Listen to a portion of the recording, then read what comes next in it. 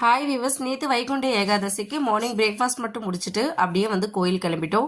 First விநாயகருக்கு கற்பூரம் காட்டிட்டு தேங்காய் உடைச்சிட்டு அப்படியே வந்து ஆஞ்சநேயருக்கு நெய் தீபம் போட்டுட்டு அப்படியே வந்து நாங்கள் கோயிலில் வலம் வந்துட்டு இருக்கோம்.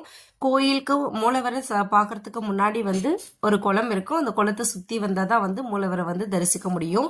இந்த கோவில் வந்து மலை மேலே இருக்கு. பெருமாள் கோயில் ரொம்ப வந்து பவர்ஃபுல் காடும் கூட. நாங்கள் ஒரு 2-3 டைம் தான் வந்து இந்த கோயிலுக்கு வந்திருக்கோம். நேற்று வைகுண்ட ஏகாதசி அப்படின்றதுனால வந்து இந்த கோயிலுக்கு வந்து நேற்று வந்துட்டோம். நேற்று பிரேக்ஃபாஸ்ட் வீடியோவில் வந்து வடகறி வந்து போட்டிருப்பேன். அந்த வடகறி வந்து எப்படி செய்யலாம்னு சொல்லிட்டு இந்த வீடியோவில் பார்க்கலாம். வடகறிக்கு வந்து கடலைப்பருப்பு வந்து ஒரு 8 மணி நேரத்துக்கு முன்னாடியே வந்து ஊற வச்சுட்டு நல்லா வந்து மிக்ஸி ஜாரில் அரைச்சி எடுத்துக்கோங்க. இப்போ நம்ம வடை எப்படி ரெடி பண்ணோமோ அந்த அளவு வந்து அரைச்சி எடுத்துக்கலாம். அதில் வந்து கொஞ்சமாக இஞ்சி பூண்டு பேஸ்ட்டு, வெங்காயம், கொத்தமல்லி தழை இதெல்லாம் போட்டு வடை மாதிரி வந்து தட்டி விட்டுடலாம். இல்லை எதுவுமே சேர்க்கல, உப்பு மட்டும் சேர்த்தும் நம்ம வந்து வடை மாதிரி செஞ்சு எடுத்துக்கலாம். நிறைய பேர் வந்து இட்லி பாத்திரத்தில் வந்து ஒரு ஆவி வந்து வேக வச்சு எடுப்பாங்க. அது வந்து லேட் ப்ராசஸ். இப்படியும் நீங்கள் செய்யலாம். இந்த மாதிரி செய்யும்போது டேஸ்ட்டும் வந்து ரொம்பவே நல்லாயிருக்கும்.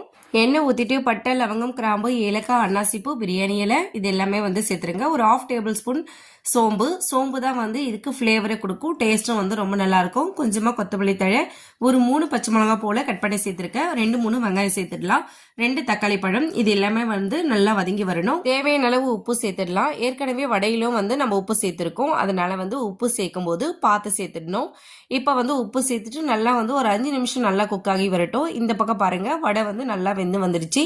இப்போ வடையை எடுத்துடலாம். தேவையான ஸ்பைசஸ் எல்லாம் வந்து ஆட் பண்ணிக்கலாம். 1 டேபிள் ஸ்பூன் மிளகாய்த்தூள், 1/2 டேபிள் ஸ்பூன் தனி மிளகாய்த்தூள், சாம்பார் பொடி எல்லாமே சேர்த்து நல்லா வந்து வதக்கி விட்டுடலாம். சிக்கன் மசாலா, மட்டன் மசாலாலாம் சில பேர் வந்து சேர்ப்பாங்க. நாங்கள் வந்து பேக்கெட் மசாலா எதுவுமே வந்து ஆட் பண்ணுறதில்ல.